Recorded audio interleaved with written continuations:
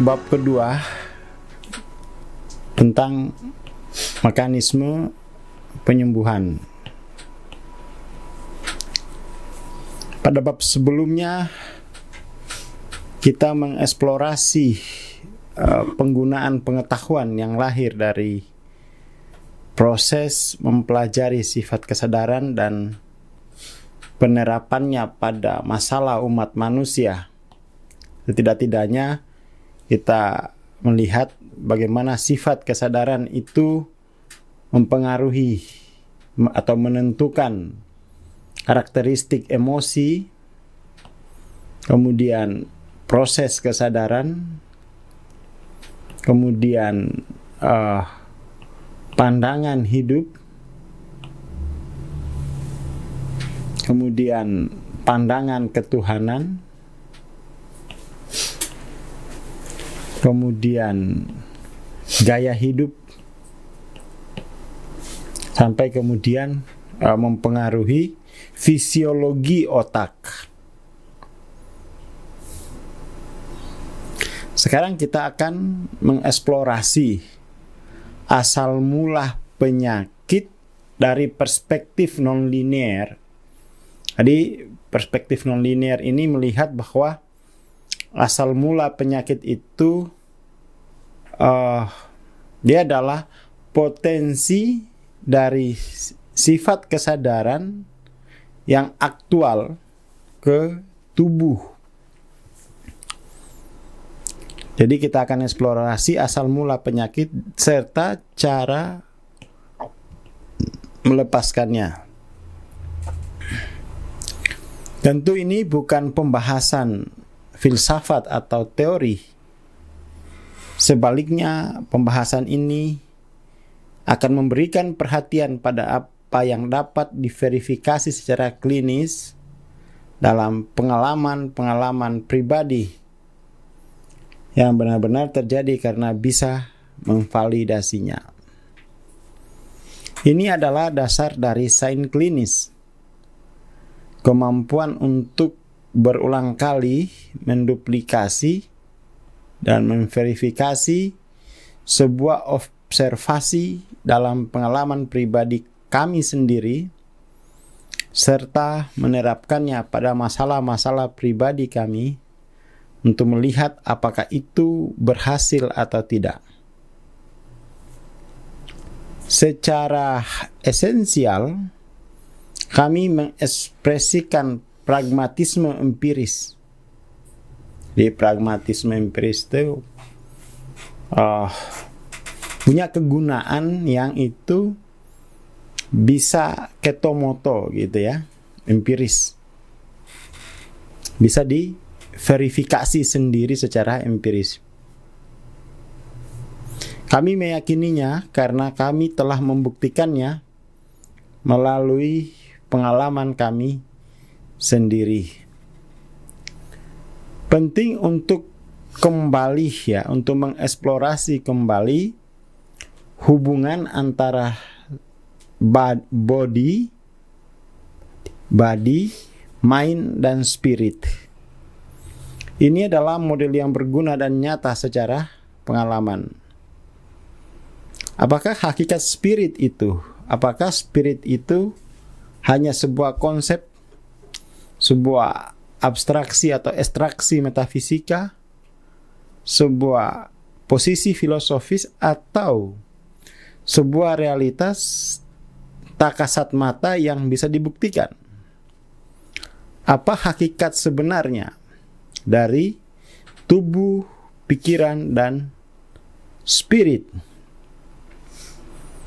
Untuk mempermudah penyembuhan, sangat penting untuk memahami hubungan tiga bagian ini, tiga sistem ini, sistem tubuh, pikiran, dan spirit. Penting untuk mengetahui bahwa tubuh tidak memiliki kemampuan untuk mengalami dirinya sendiri.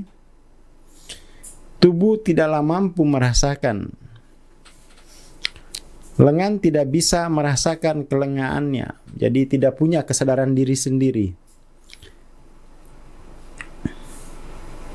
Sebaliknya, kita mengalami sensasi-sensasi tubuh dan posisinya di dalam ruang. Yang cukup aneh, sensasi-sensasi pun tidak memiliki kemampuan untuk mengalami dirinya sendiri. Sensasi-sensasi dialami di dalam sesuatu yang lebih besar, yaitu pikiran. Pengalaman akan sensasi-sensasi dan apa yang dilaporkan oleh sensasi-sensasi tentang tubuh, pada dasarnya dialami di dalam akal pikiran. Meskipun ini mengejutkan, pikiran tidak bisa juga mengalami dirinya sendiri. Sebuah pikiran, thought, tidak bisa mengalami pikirannya sendiri. Sebuah perasaan atau feeling juga tidak bisa mengalami perasaannya sendiri. Memori pun demikian. Jadi prinsipnya adalah setiap hal dialami dari sebuah medan energi. Setiap hal selalu dialami dalam sesuatu yang lebih besar. Karena itu, pikiran dialami karena adanya medan energi kesadaran itu sendiri.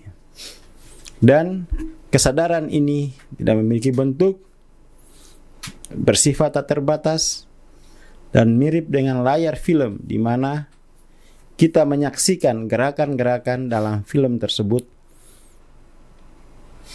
Kesadaranlah yang membuat kita mengalami apa yang ada dalam pikiran kita sendiri.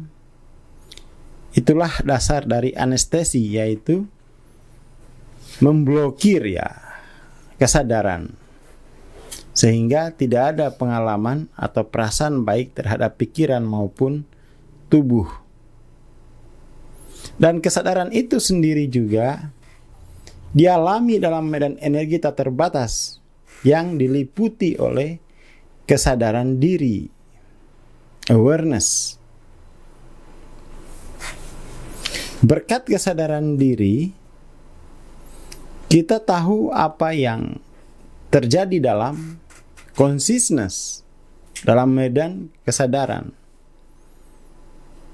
Berkat kesadaran diri, kita tahu apa yang terjadi dalam pikiran, dan seterusnya, dan seterusnya. Kita akan fokus pada teknik-teknik aktual yang membantu penyembuhan, termasuk bagaimana teknik-teknik ini berlangsung dan bagaimana menerapkannya. Kita juga akan berfokus pada prinsip-prinsip dasar, seperti bagaimana sumber penyakit kerap kali adalah unconscious guilty, ditambah dengan belief system tertentu dan diperburuk oleh emosi-emosi yang ditekan.